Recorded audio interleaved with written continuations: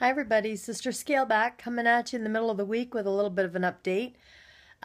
Just wanted to tell everybody earlier in one of my latest videos, I said if you wanted to add me to Facebook, to just look up my real name, Catherine Dadson. And if you still want to, that's fine. But I mentioned at the time that I wasn't going to make a separate account just for the weight loss. I have since been edumacated. And there are a lot of people, friends and family on my page that don't want to hear every little nitty-gritty detail about my weight loss surgery. So I made a special page just for my weight loss. And if you want to look me up, I'm Sister Scaleback, RNY. So first name Sister Scaleback, last name RNY. And that way you can get all of the updates, all of my posts, whatever it has to do with weight loss surgery. So either way, if you're quite happy hearing about my personal life, by all means, go ahead and add me to, add yourself to my personal page. But if you really want to learn about weight loss or find out about my journey through weight loss, you'll want to go to the Sister Scaleback RNY one. I've already made this video a few times, so I'm going to try and make it short. Whenever I try to do that, it never seems to work, but a couple of things I want to talk about. I was sick for the last couple of weeks, and I'm better now, for the most part. I am malabsorbing my thyroid. That was discovered at my 3-month checkup.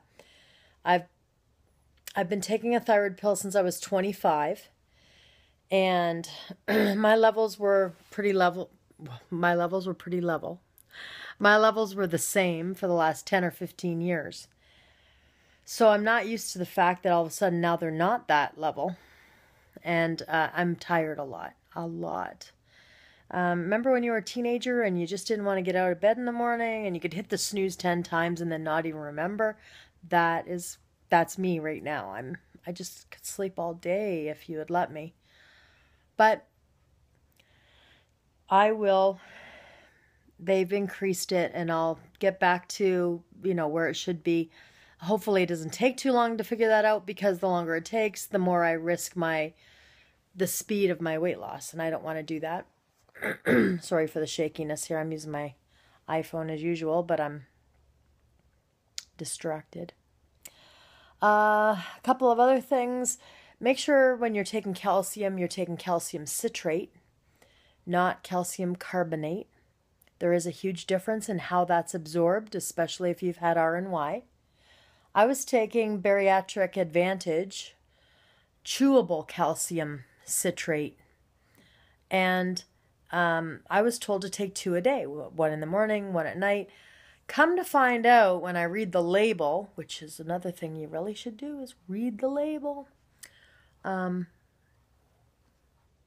Yeah, I found out I was taking 2 a day. I should have been taking 3 times that amount. So you should be aiming for 1,500 milligrams a day of calcium citrate, and preferably a D vitamin included with that. Most calcium comes with vitamin D now anyway. I wasn't, so for 3 months I've been not getting enough calcium. I'm taking the right kind, just not taking enough. And even if your blood work says your calcium levels are fine, they still may not be, because they may be fine because they're leaching the calcium from your bones, which you don't want. That's what causes osteoporosis and bad teeth. So you definitely want to take your calcium no matter what your blood work says. Even if you think, oh, it's great. No, it's not. Take the calcium.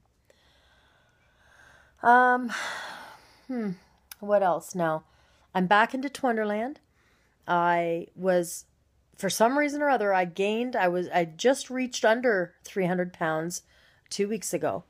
And when I got sick, somehow or other, I gained a few pounds and went back up into 301.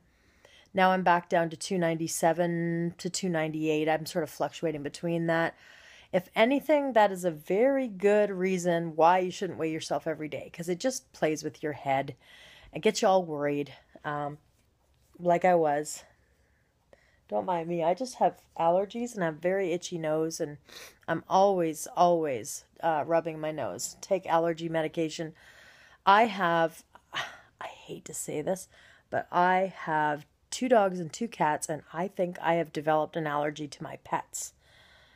But I love them, and I can't do anything about it. So I just have to suffer and just constantly itch my nose. Ugh. I take prescription allergy medication even. It's not doing it. Maybe I'm malabsorbing my allergy medication too. um, what else was I going to tell you? Oh, I went to a support group meeting tonight in my local area. There was a lot of pre-ops there, a few veterans. Not a lot of people at the same spot that I am in my journey. I'm at 3.5 months post-op, and even though there's a lot of support on YouTube, and you guys are great, I love watching your videos, it's just not that one-on-one interaction that we all crave. And it would be nice if I could find in this area someone who's had the surgery that's around. I do have one friend, her name's Neela, and she had surgery a couple weeks after me. But, you know, it would be good to have a lot of perspective from more than just one person. Also, I have friends that are, you know, a year, 2 years. And I don't want to say that people who are long, you know, veterans of this surgery, I don't want to say that they've forgotten what it's like to be a new post-op. But I think they remember the facts. I don't necessarily think that they always remember how it felt. Some of the emotional struggles that, and I think the more fresh it is in your memory, the better you can relay it. My job for 15 years was to be a quality assurance coach, and my job was to teach people, coach people on how to improve their social skills. And it's not that I don't learn a lot from all of the 1, 2, 3 year post-op. I do. Facts.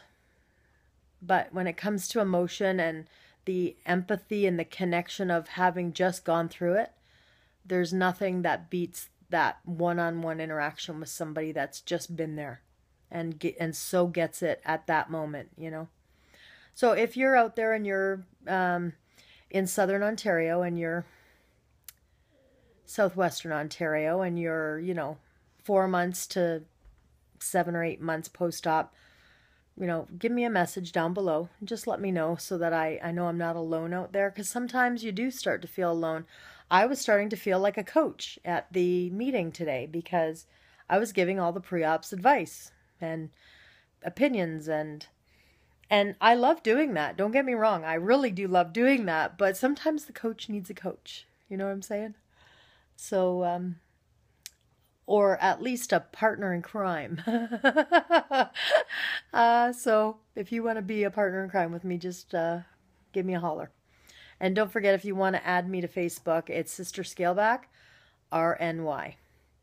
Hope you have a great day or a great week, everybody. I'm going to come back on Wednesday and do my weekly update with my numbers and everything, but I just wanted to jump in and let you know about the new Facebook page. I know I said I wasn't going to make a separate one, but I've been educated, so some people don't want to hear about it, and it's totally okay. It's not their journey, and why should they, right? But the ones that do want to hear about it deserve to hear about it, and I want to be there for whoever wants to hear me ramble on and give my experience. So, nice to see y'all, and we'll see you in a couple days. Bye.